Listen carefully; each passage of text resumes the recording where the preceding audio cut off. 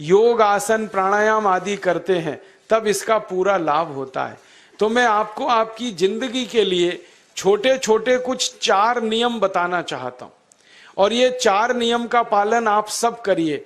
मैं आपको विनम्रता पूर्वक लेकिन विश्वास से कहता हूं कि ये 4 नियम का जो भी पालन करेगा, जिंदगी में बीमारी और रोग उसको कभी आएंगे नहीं। परम पूजनीय स्वामी रामदेव जी खुद 40-45 साल से इन 4 नियमों का पालन करते हैं। आप भी अगर ये पालन करेंगे तो बहुत अच्छा होगा। मैं भी करता हूं मेरे जीवन में। मैं पिछले 15 वर्षों से योग प्राणायाम करता हूं, उसके साथ कुछ नियम मैंने बनाए हैं, वो नियम का पालन करता हूं, और वही नियम आपको बताना चाहता हूं। स्वामी जी पालन करते हैं, मैं करता हूं, हमारे लाखों योग शिक्षक करते हैं, और इन नियमों का पालन करने से हमको इतना लाभ हुआ है कि कभी बीमारी आती नहीं। 15 साल से मैंने हर बार मेरा बीपी चेक किया, नॉर्मल है, शुगर नॉर्मल है, ट्राइग्लिसराइड्स नॉर्मल है, कोलेस्ट्रॉल नॉर्मल है। पिछले 15 साल में कभी सर्दी जुकाम भी नहीं हुआ, गला भी नहीं बैठा, कभी हॉस्पिटल नहीं देखा, कभी डॉक्टर के पास नहीं गए, क्योंकि जरूरत नहीं पड़ी। और वो जरूरत नहीं पड़ी क्योंकि हम निरोगी हैं, स्वस्थ हैं। ये निरोगी और स्वस्थ होने के लिए आयुर्वेद की एक छोटी सी जानकारी आपसे मैं शेयर करना चाहता हूं। आयुर्वेद में ये कहा गया है कि किसी भी व्यक्ति को निरोगी होना है, रोग मुक्त होना है, तो अपने जीवन में 3 बातों का ध्यान रखे। अपना वात, पित्त और कफ, तीनों का संतुलन रखे। वो 3 तरह के दोष हैं हमारे शरीर में, वात, पित्त, कफ। आपने सुना होगा, ये त्रिदोष आधारित शरीर है। जब वात बहुत बिगड़ जाता है तो 80 से ज्यादा रोग आते हैं। जब पित्त बहुत बिगड़ जाता है तो लगभग 46 से 50 रोग आते हैं, और जब कफ बिगड़ जाता है तो 28 रोग आते हैं, और वात, पित्त, कफ तीनों बिगड़ जाएं तो 148 रोग आते हैं। सर्दी, खांसी, जुकाम से लेकर और कैंसर तक जो आखिरी रोग माना जाता है, ये सब वात, पित्त, कफ के बिगड़ने का खेल है। तो इस देश के आयुर्वेद चिकित्सा के सबसे महान लोगों में से कुछ नाम आप जानते हैं, जैसे चरक ऋषि, जैसे सुश्रुत ऋषि। ऐसे एक ऋषि हुए बाघभट्ट। बाघभट्ट ऋषि ने एक पुस्तक लिखी है, उसका नाम है अष्टांग हृदयम, और एक पुस्तक लिखी है, उसका नाम है अष्टांग संग्रहम। इन दोनों पुस्तकों में उन्होंने 7000 नियम बताए हैं। उनमें से 4 बताता हूं, अच्छे लगे तो आज से ही पालन करो, और दूसरों को भी बताओ, ताकि कोई भी इन नियमों का पालन करे तो बीमार ही ना पड़े। ये चारों नियम हैं वात, पित्त और कफ को संतुलित रखने के लिए। अब वात, पित्त, कफ तीनों एक साथ आपके संतुलित रहें, तो उसके लिए पहला नियम है खाना खाने के तुरंत बाद पानी नहीं पीना। ये पहला नियम है। आप बोलेंगे ये तो बड़ी मुश्किल बात है, खाना खाते ही पानी पीते हैं हम तो सबके सब, और बिना पानी पिए खाना ही नहीं खाते। कई लोग तो खाने से ज्यादा पानी पीते, खाना कम खाते हैं, पानी ज्यादा पीते हैं। ये खाना खाने के बाद पानी कभी भी नहीं पीना, क्योंकि महर्षि बाघभट्ट कहते हैं भोजनांते विषम वारी, माने भोजन के अंत में पानी पियो तो जहर के पीने के जैसा है। इसलिए वो कहते हैं कभी भी खाने के तुरंत बाद पानी मत पियो। अब आप मुझे पूछोगे क्यों नहीं पिए, कारण बता दो। कारण मैं बताना चाहता हूं सरल भाषा में। हम जब खाना खाते हैं ना, तो पेट में सारा खाना इकट्ठा होता है। पेट में एक स्थान होता है, उसको हम कहते हैं जठर। संस्कृत में, हिंदी में जठर कहते हैं, अंग्रेजी में उसको एपिगैस्ट्रियम कहते हैं, हिंदी में कुछ लोग उसको आमाशय भी कहते हैं। ये जठर छोटा सा स्थान है। आपके पेट में नाभि है ना, उसके लेफ्ट साइड में बाईं तरफ छोटा सा स्थान है। सारा खाना आपका इसी स्थान पर आता है। जो भी आप खाते हो, रोटी, चावल, दाल, सब्जी, दूध, दही, कुछ भी खाओ, सब कुछ जठर में आता है। अब जठर में जैसे ही खाना इकट्ठा होता है तो उसमें आग जलती, और उस आग को कहते हैं जठर अग्नि। मिला के बोल देते हैं जठराग्नि। आप जैसे ही खाना खाते हो, पेट में, जठर में अग्नि जलती है, वो अग्नि खाने को पचाती है, और अग्नि खाने को ऐसे ही पचाती है जैसे रसोई घर की अग्नि खाने को पकाती है। आपके रसोई घर में आप अग्नि जलाओ, उसके ऊपर दूध रख दो, दूध में थोड़ा चावल डाल दो, अग्नि जब तक जलती रहेगी खीर तब तक बनती रहेगी। आप घर में अग्नि जलाओ, उसके ऊपर पानी रख दो, उसमें दाल डाल दो, दाल की पकने की क्रिया तब तक चलेगी जब तक अग्नि जलेगी। ऐसे ही पेट में होता है, जैसे ही आपने खाना खाया पेट में अग्नि जलती है, और जब तक अग्नि जलती है तो खाने के पचने की क्रिया चलती है। जैसे रसोई घर में खाना पकाते हैं वैसे ही पेट में भी खाना पकता है, इसी को हम पचने की क्रिया कहते हैं, अंग्रेजी में उसको डाइजेशन कह देते हैं। तो आपने खाना खाया, पेट में अग्नि जल गई, अब वो खाने को हजम करेगी, पचाएगी। अब मुझे एक प्रश्न का उत्तर दो आप, कि जैसे ही आपने खाना खाया पेट में अग्नि जल गई और वो खाने को पचा रही है, तुरंत आपने गट गट गट गट पानी पी लिया और खूब ठंडा पानी पी लिया, बर्फ मिलाया हुआ पानी पी लिया, फ्रिज का पानी पी लिया। क्या होने वाला है? अग्नि जलेगी कि बुझेगी? अग्नि के ऊपर पानी डालो तो अग्नि और पानी की दोस्ती नहीं है, दुश्मनी है। पानी अग्नि को बुझा देता है। तो आपने खाना खाया, अग्नि जली, पीछे से गटगट पानी पी लिया, अब अग्नि शांत हो गई, अब खाना पचेगा नहीं, तो वो पेट में पड़ा पड़ा सड़ेगा, और सड़ा हुआ खाना 100 से ज्यादा विष पैदा करेगा, और वो 100 विष आपकी जिंदगी को नरक बना देंगे और जिंदगी भर आप बीमार पड़े रहेंगे। आपको मालूम है, कई लोग कहते हैं मुझे पेट में बहुत गैस बनती है।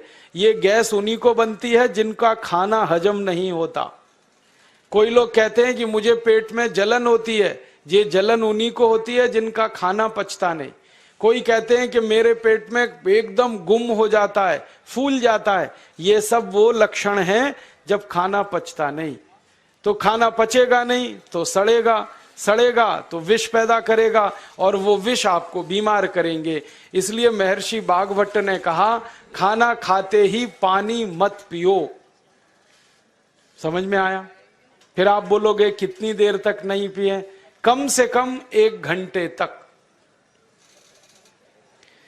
1 घंटे बाद पानी पियो। आप बोलोगे जी 1 घंटा क्यों? ये जो अग्नि जलने की क्रिया है ये लगभग 1 घंटे तक ही चलती है पेट में, उसके बाद अग्नि अपने आप शांत हो जाती है, उसके बाद पानी पी लो। तो खाना अगर 10 बजे खाया तो 11 बजे पानी पियो, 11 बजे खाया तो 12 बजे पियो, 12 बजे खाया तो 1 बजे पियो, 1 घंटे बाद पानी पियो। अब आपके मन में यह सवाल आ सकता है कि खाना खाने के पहले पी लें क्या? हाँ पी लो, 40 मिनट पहले पेट भर के पानी पी लो। 10 बजे खाना खाना है, 9:20 पे खूब पानी पी लो, जितना पी सकते हो। 11 बजे खाना खाना है, 10:20 पे पी लो, खूब पानी पी लो, 40 मिनट पहले।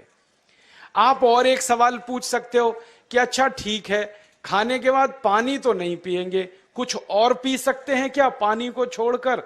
तो उसके लिए भागवत जी कहते हैं कि खाने के तुरंत बाद अगर पीना है तो दही की लस्सी पियो, मट्ठा। खाने के बाद अगर तुरंत पीना है तो फलों का रस पियो, गन्ने का रस पी लो, संतरे का रस पी लो, मौसमी का रस पी लो, अनार का रस पी लो। अब आप कहोगे ये सब महंगी महंगी चीजें बता रहे हैं, गन्ने का रस, संतरे का रस, अनार का रस, पैसे तो है नहीं। तो सबसे सस्ता रस है नींबू का ही रस पी लो, शिकंजी बना के पी लो, वो तो सबसे सस्ता है। तो खाना खाने के बाद या तो दही की लस्सी पियो या रस पियो। और एक तीसरी चीज है, दूध पी सकते। तो खाने के तुरंत बाद पीना है तो दही की लस्सी या मट्ठा, खाने के तुरंत बाद पीना है तो कोई फल का रस, खाने के तुरंत बाद पीना है तो दूध। पानी 1 घंटे बाद पियो। और अगर एक बात ध्यान रखो तो अच्छा है कि सवेरे खाना खाते हैं जिसको हम ब्रेकफास्ट कहते हैं, नाश्ता, तो फलों का रस पीना अच्छा, दोपहर को खाना खाएं तो लस्सी और मट्ठा पीना अच्छा, और रात का खाना खाएं तो दूध पीना अच्छा।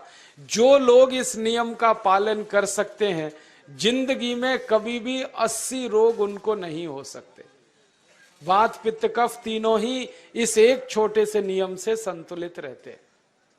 तो ये पहला नियम मैंने आपसे कहा।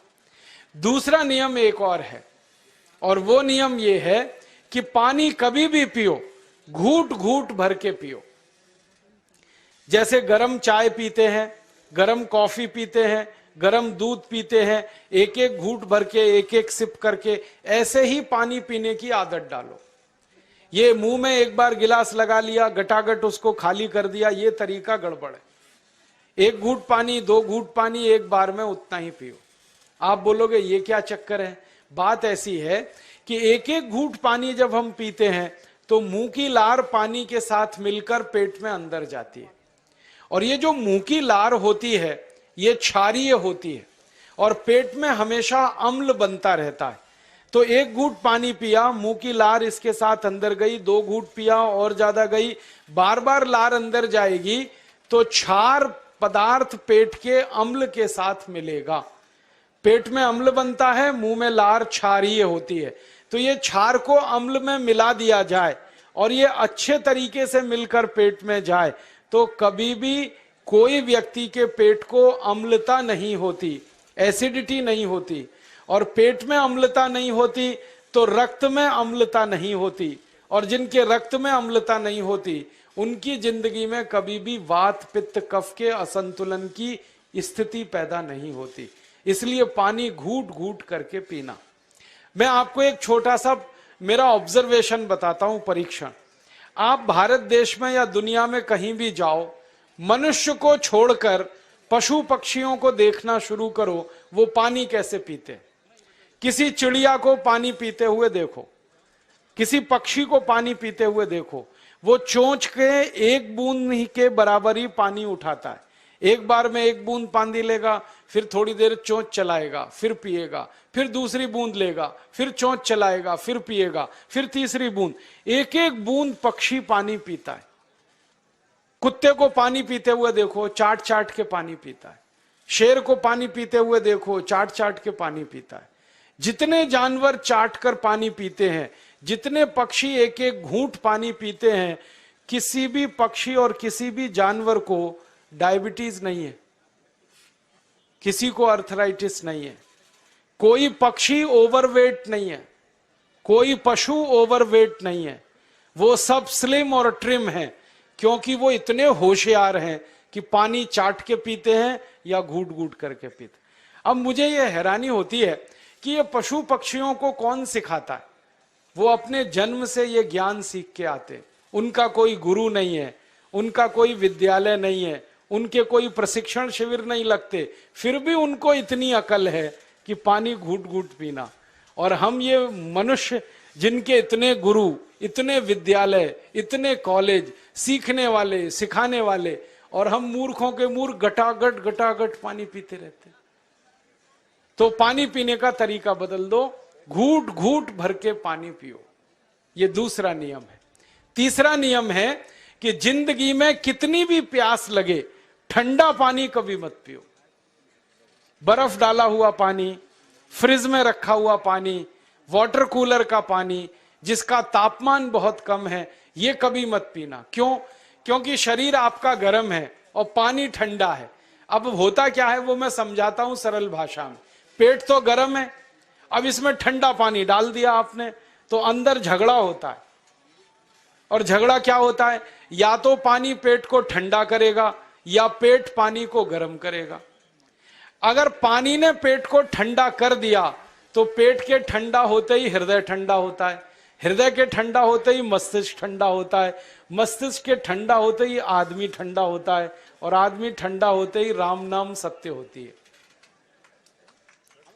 आपको मालूम है जब शरीर ठंडा पड़ जाता है तो घर में भी नहीं रखते, निकाल के बाहर सड़क पे रख देते। जो घर आपने बनाया अपनी मेहनत से, शरीर के ठंडा पड़ते ही निकाल बाहर करते हैं उस घर में से, और फिर चिल्लाने लगते हैं लेके जाओ, जल्दी लेके जाओ, इसको जला के आओ। माने ठंडे शरीर की इज्जत नहीं है। तो ठंडा पानी क्यों पी रहे हो भाई? बंद कर दो। कोई जानवर ठंडा पानी नहीं पीता, कोई पक्षी नहीं पीता। तो आप ये ठंडा पानी पीना बंद करो, सादा पानी पीना शुरू करो। और गर्मी के दिनों में बहुत अगर आपको तकलीफ है तो मिट्टी के घड़े का पानी पी लेना, फ्रिज का और बर्फ का नहीं पीना। ये तीसरा नियम है। और चौथा और आखिरी नियम है कि आप सवेरे ही सवेरे जब सोकर उठते हो तो सबसे पहले पानी पियो। जैसे ही आपकी आंख खुल गई तो पहले 2-3 गिलास पानी पी लो, उसके बाद आप टॉयलेट में जाओ। उठते ही पानी पियोगे तो 2 फायदे हैं। पहला फायदा यह है कि पानी पेट में जाकर बड़ी आंत को साफ करता है, और जैसे ही बड़ी आंत की सफाई होगी पेट पे दबाव पड़ेगा और आप संडास घर में जाएंगे, 2-3 मिनट में पेट आपका साफ हो जाएगा। जिनका पेट सुबह एक बार में साफ हो जाता है उनकी जिंदगी में कभी रोग नहीं आता। इसलिए सुबह सुबह उठते ही पेट साफ होना जरूरी है। और उठते ही पानी पियोगे तो मुंह की जो लार है वो पानी के साथ मिलकर अंदर जाएगी। सुबह पेट में एसिड की मात्रा ज्यादा होती है, इसलिए लार का पेट में जाना बहुत जरूरी है। इसलिए सुबह उठते ही पानी पीना बहुत जरूरी है। ये 4 नियम हैं आयुर्वेद के। पहला नियम, खाना खाने के 1 घंटे बाद पानी पीना। दूसरा नियम, पानी को हमेशा घूट घूट भर के पीना। तीसरा नियम, कभी भी जिंदगी में ठंडा पानी नहीं पीना। और चौथा और आखिरी नियम, सवेरे उठते ही सबसे पहले पानी पीना। 4 नियमों का पालन जो भी अपने जीवन में कर सकता है वो वात पित्त कफ तीनों को संतुलित रख सकता है। और जिसका वात पित्त कफ संतुलित है उसके जीवन में बीमारी नहीं आती है। और जो बीमार नहीं पड़ते हैं वो स्वस्थ और तंदुरुस्त और सुखी रहते हैं। उनकी जिंदगी का खर्चा कम होता है और देश का भी बहुत सारा पैसा बचता है। आपको शायद मालूम है या नहीं, 1 साल में हम जब बीमार पड़ जाते हैं भारतवासी, तो साल का करीब 6 लाख करोड़ रुपया हमारा खर्च हो जाता है उन बीमारियों का इलाज करने में। इसलिए इतना पैसा फालतू में हम खर्च करें हर साल 6 लाख करोड़, ये बहुत बड़ी रकम है। इससे बेहतर ये है कि हम बीमार ही नहीं पड़ें और स्वस्थ रहें, सुखी रहें। और ये 6 लाख करोड़ का जो खर्चा हम करते हैं बीमार पड़ने पर, अक्सर ये एलोपैथी की दवाएं खाने में खर्च होता है। और जो एलोपैथी की दवाएं हम खा रहे हैं, जैसे paracetamol, Baralgan, butazone, oxyphenbutazone, aspirin, Disprin, Novalgin, ये सब ऐसी खराब दवाएं हैं जो दुनिया के देशों में 20 साल पहले बंद हो चुकी हैं, भारत में धड़ल्ले से बिक रही हैं और हमको बीमारियों से ज्यादा गंभीर बीमारियों में फंसा रही। ज्यादातर दवाएं जो आप खाते हो वो किडनी खराब कर देती हैं, लीवर खराब कर देती हैं, आंतों में घाव कर देती हैं, विकलांगता आ जाती है, पैरालिसिस हो जाता है, ब्रेन हेमरेज हो जाता है, हार्ट अटैक आ जाता है। दुनिया में लगभग इस समय 84,000 दवाएं बिकती हैं और आपको सुनकर हैरानी होगी, उनमें से मात्र 117 दवाएं हैं जो काम की हैं, बाकी सब बेकार की दवाएं हैं। उन बेकार की दवाओं को खाकर हम 6 लाख करोड़ खर्च करते हैं। ये बहुत दुख और अफसोस की बात है। और ये 6 लाख करोड़ का खर्चा समाज के वो लोग करते हैं जिनको जिंदगी में हर समय अपना आर्थिक स्थिति को देख के चलना पड़ता है, जिनकी आमदनी बहुत नहीं है, जिनके घर में आमदनी के बहुत ज्यादा साधन नहीं है, उनको ये पैसा खर्च करना पड़ता है। तो कई बार क्या होता है, किसी का घर बिक जाता है, किसी का खेत बिक जाता है, किसी के घर के गहने गिरवी रख जाते हैं, किसी को कर्ज लेना पड़ जाता है, किसी को कर्ज लेकर दोबारा कर्ज लेना पड़ जाता है। मैंने इस हिंदुस्तान में पिछले 15 साल के प्रवास में देखा कि गांव-गांव के गरीब किसान कर्ज ले लेकर ये महंगी दवाएं खाकर इलाज करते हैं, डॉक्टरों को पैसा देते हैं, दवा कंपनियों को देते हैं, और वो पैसा फिर इस देश में से दूसरे देश में चला जाता है, क्योंकि अक्सर ये दवाएं बनाने वाली कंपनियां विदेशी होती हैं। तो हम 6 लाख करोड़ खर्च करें अपने खून पसीने की कमाई का, उससे अच्छा ये है बीमार ही ना पड़े, दवा खाने की जरूरत ही ना पड़े, तो हम सुखी रहें, स्वस्थ रहें। तो योग प्राणायाम करें, 4 नियमों का जीवन में पालन करें, बहुत आसान है आपके लिए।